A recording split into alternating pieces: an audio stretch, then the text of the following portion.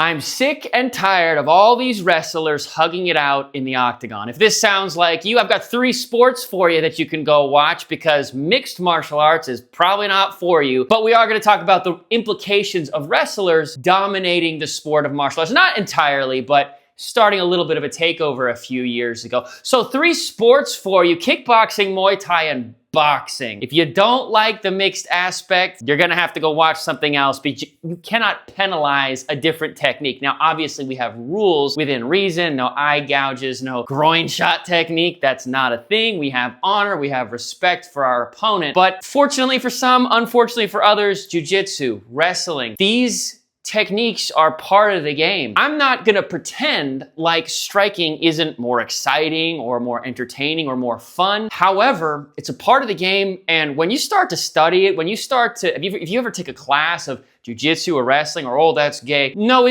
there's a lot of technique to it, and it's like chess. I mean, if you watch a breakdown of a wrestling or jiu-jitsu altercation in the octagon where, I mean, it's like a chess match. You know, this guy's moving here, he's grabbing his, well, he ducks, and so it's a whole beautiful martial art, and it's like it flows. You can watch, now Dricus got dominated, but you can watch the Dricus Hamzat fight. There's a YouTube channel called Fight Labs, I think. Man, he does a beautiful breakdown of some of the wrestling that went on in that very one-sided match. But it does introduce a question of, you know, it kind of started with the Dagestanis coming into the sport and really starting to dominate. Habib, just untouchable. Islam, nearly untouchable. And then you see the Sean Brady's, you know, Aljamain Sterling. A lot of people don't like this style, but the question that I would pose to you is, if you elongate this sport over the next 10, 20, 30, 40, 50 years, it's interesting to think about what techniques are people going to quickly realize are the best. Now, we've had, you know, what is it, 94 or 95 or 93, the UFC 1 took place. We've had nearly 30 years, if I'm not mistaken, of this experiment, if you will. Which technique ends, and it is a tale as old as time. It will always sell tickets. Will the boxer win? You know, they say styles make fights. You know, will the wrestler win? Will the karate guy win? Will the jiu-jitsu win? Will the boxer win? You know, it's a fascinating experiment. And the fact that this experiment is taking place before our eyes in the greatest sport of all time, it's an exciting sport inherently. There's a lot of people that hate the wrestling, but I'd be curious to know if wrestling or jiu-jitsu people are gonna start to realize that if you look objectively at it, if you want to win, this is the route to victory. Now, I'm not saying I hope for that or wish for that. I personally like it when there's just an amalgamation of different techniques, and, you know, just when you think that the wrestler's gonna come out on top, you know, you get like a Sean O'Malley just starching Aljamain, shooting for him. Now, that one was a contentious one. Did he actually think? I think he could have given him more time. I don't think he was out on there on the mat, but curious what you think. Argue about in the comments. I'm sure there's somebody who hates seeing it. Personally, it drives me insane.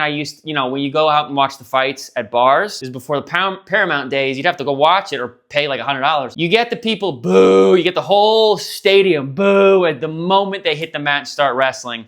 It drives me insane. Go watch boxing, go watch Muay Thai, go watch kickboxing. Dana even incentivized finishes so that will happen less. I think that is a great addition to the sport. I think that incentivizing the finish of the fight will make wrestlers more hungry, jiu-jitsu more hungry, you know, and more knockouts likely will happen if there's a huge incentive. I think it's either $50,000 or $100,000. I think a finish is, I can't remember if it's fight of the night, performance of the night, or a finish. I don't know which one of those is 50,000, which one is 100,000 right now, but huge incentives to finish a fight, huge incentives to be entertaining. Now, we all know Dana enjoys the striking, so he incentivizes the striking. So you're probably not gonna get fight of the night if you're wrestling the entire time. That's just how it is in this sport. So you even have an edge, technically speaking, as far as money is concerned, as far as fans are concerned. People like striking. It's inherently exciting. So there is an edge with striking. People love Dustin Poirier for a reason. People love Charles Oliveira for a reason. He finishes fights, whether it's wrestling or striking. People love Justin Gaethje for a reason. People love these fighters for a reason. And it ain't because they're gonna clench it out for half an hour. It's because they bring exciting fights, they bring finishes, they bring immaculate striking. Guys, if you want high effort documentaries, go check out my other channel. Thank you so much for watching. And you know, this is an open discussion. What do you think about the next 10, 20 years of martial arts? Is wrestling gonna dominate? Jiu-jitsu gonna dominate? Personally hope it stays in contention. I want that constant tension between the different martial arts. Like I said, if you want to watch documentaries on fighters, go check out Owen Lee Productions, @Owen Lee Productions. I've done Dustin Poirier, Alex Pereira, Merab Dvalishvili, all different kinds of fighters on that channel. And I'm working on something very big right now for you guys. I'm interviewing people I'm very fortunate to be able to interview. Thank you so much. Subscribe here, subscribe there. We'll see you soon.